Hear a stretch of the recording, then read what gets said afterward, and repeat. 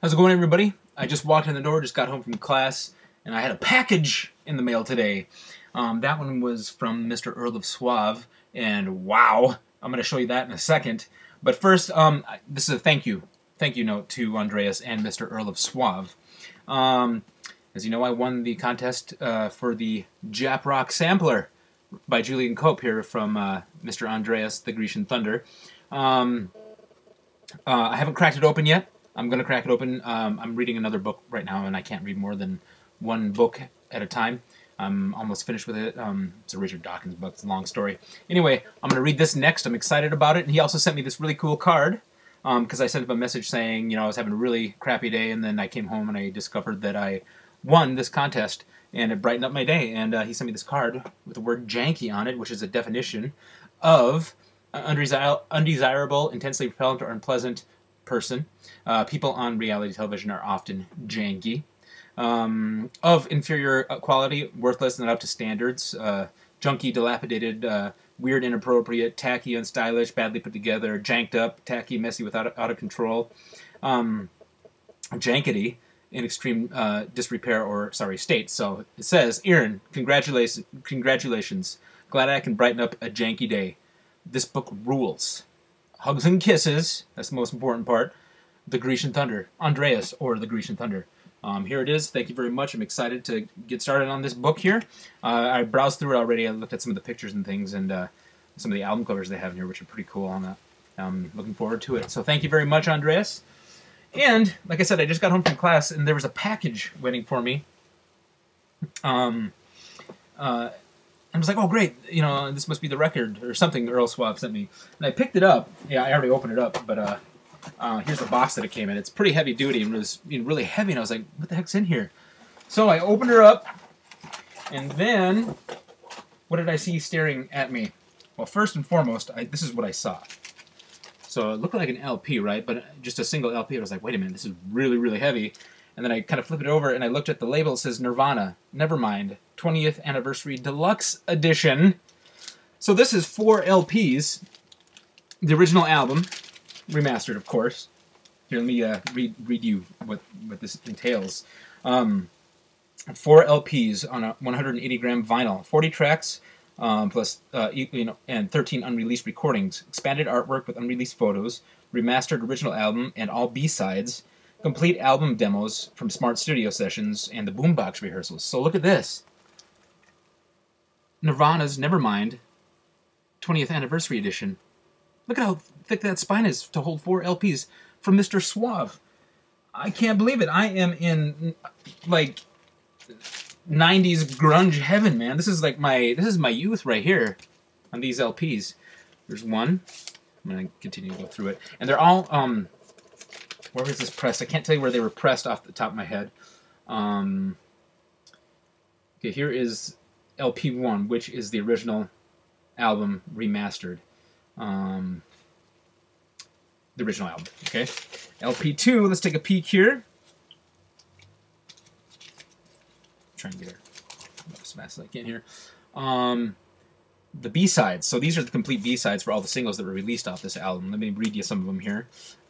Even in His Youth, Aneurysm, Curmudgeon, D7 live at the BBC, Been a Son live, School live. I remember that. I remember having that on cassette when I was a kid. Or, 13, 14 years old. Drain You live, Sliver live, Polly live, In Bloom, Imodium, Breed, and Lithium. LP number 3, what do we have on here? This is the Smart Studio Sessions, Polly, Pay to Play, which is, what did Pay to Play, what song did that turn into? Stay Away, I think, yeah, Stay. Here Comes Now, Dive, Sappy, let's see what else we got here. Smells Like Teen Spirit, Verse, Chorus, Verse, Territorial Pissings, and Lounge Act. And LP number 4,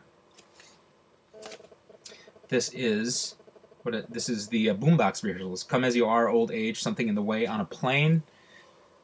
And then this other side is the BBC sessions, Drain You and Something in the Way. So, wow. Thank you so much, Mr. Earl of Suave. You must have given him instructions to remove the records from the jacket in order to avoid seam splitting, which I really, really appreciate, because I can see how that could happen in a package like this because the records are so heavy. So I just pulled it out of its shrink. I'm going to take a quick peek on the inside here. Look at that. It says, "Spring is here again, tender age in bloom. He knows not what it means. Sell the kids for food. We can have some more. The water is so yellow. I'm a healthy student. You're my vitamins. Take time, hurry up. The choice is yours, don't be late." So anyway, that's basically what's on the first page here. Really thick cardstock too, I've noticed. This is really heavy-duty stuff here. And pictures. What is this here? Okay. I'm going to flip it now. Here's a shot of Nirvana right there. Pretty freaking amazing. This album is one of those albums that changed my life. Oh, this is pretty sweet. That shows the tape boxes from which probably the masters were taken. It says Scream Studios, 11616 Ventura Boulevard, Studio City, California, 91604. It says Artist Nirvana, producer Butch Vig, date 7/27/1991. Master, the master box is checked here. Client, Geffen Records, engineer Andy Wallace. Assistant, Craig, is it Dubit or something like that? It shows which songs are on these tapes here. Real 1, Teen Spirit, In Bloom, Come As You Are, Breed, Lithium, and Polly. Tape 2, Territorial Pissings, Drain You, Lounge Act, Stay Away, On a Plane, Something in the Way. And it has some studio stuff that I don't understand. At the Tail, this is IK, 10K, oh no, 1K, 10K, 15K, 100 hertz. So this must be some of the mastering notes, like the notes for the master, like, you know, the EQ and stuff. And then on Reel 3, Aneurysm, it says Final TT, whatever that means.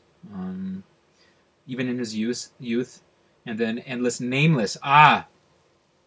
Okay, so this is the reel for the B-sides, where, like, I remember Endless Nameless is at the end, on the there's a little note that says use for CD only. So remember at the end of the original Nevermind CDs or cassettes, there's like a blank spot, and then Endless Nameless came into, you know, just slowly, you know, faded up words.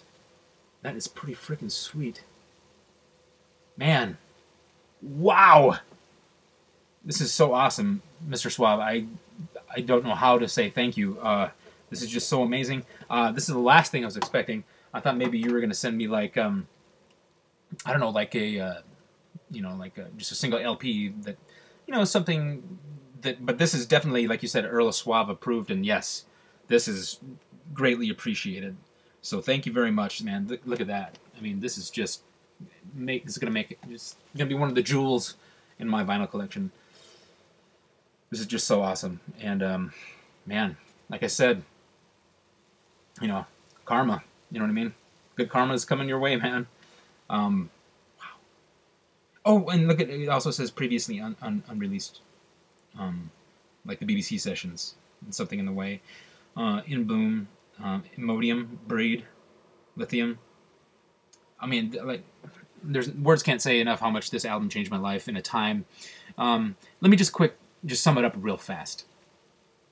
By this point, by 1991, when this album was released, I was playing in bands. I was 12 or 13 years old, I think, when it came out, and you know, we played the basic, you know, like Poison, you know, Slaughter, those popular bands at the time at, like, you know, high school, like junior high dances and church lock-ins and things like that. But after this record came out, I remember hearing the song "Smells Like Teen Spirit," of course, like most people did on MTV when they premiered the video, and we were the only band, the first band in town to ever play that, and that was a big event. Like, our band was called Paranoia. Can you believe that? But we were just kids, you know what I mean? So, so we played this dance at the Armory. I remember when we debuted it, you know, like "Smells Like Teen Spirit," and it was a big thing. Like, people were like, "Oh my God, they're gonna play "Smells Like Teen Spirit." It was a huge deal. And from this point onward, post Nevermind, 1991 PN, post Nevermind, my music taste completely changed. You know, I sought out different things, you know what I mean? Not just, you know, the mainstream soft metal or whatever you want to call it, pop metal, pop glam or whatever. I searched out, things that inspired these guys, like the Pixies and, various other forms of punk rock and things like that, which changed my perspective completely, because most of that stuff I never heard before, like, like the Sex Pistols or the Clash. Up to that point, I remember hearing the Clash in the '80s when I was a little kid, like Rockin' the Casbah and stuff like that. Should I Stay or Should I Go? Just on the radio, because those are fairly popular songs. But I went deeper, deeper cuts. You know what I mean? And which led me down the path to bands like Bad Religion and Face to Face. Like I said, the Pixies, which also kind of opened my mind up to different things, which led me down the road to discover Bob Dylan. And from that point onward, then from Bob Dylan, obvious step to go, somebody like Donovan or something like that, and just opens your ears and stuff. And which I don't know, it's just weird how everything is related to each other. You know what I mean? But again, awesome. I'm gonna put this on right now. I'm sorry there's no music playing in the background. I was just so excited about this, and I just wanted to quick get it on. I wanted to record it. I was going to say get it on film, but I'm not filming here. I'm just encoding ones and zeros onto my hard drives that I'll upload to YouTube.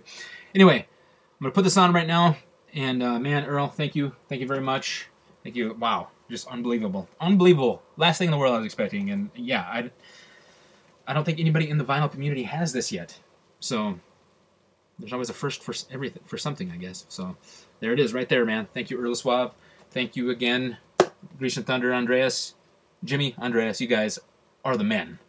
And I don't know what to say. Just thank you. And I feel loved and I feel appreciated. And I feel like, I found my people, like I've said before, the people I can communicate with. And on a different level than just, your basic, frivolous, daily stressors of life. You know what I mean? So music is spirituality for me. It's my higher power. It's a Zen thing. You know what I mean? I lose myself in just the basic, listening. You know what I mean? And that's where my world. If you boil my world down to its essence, it would be music. So thank you.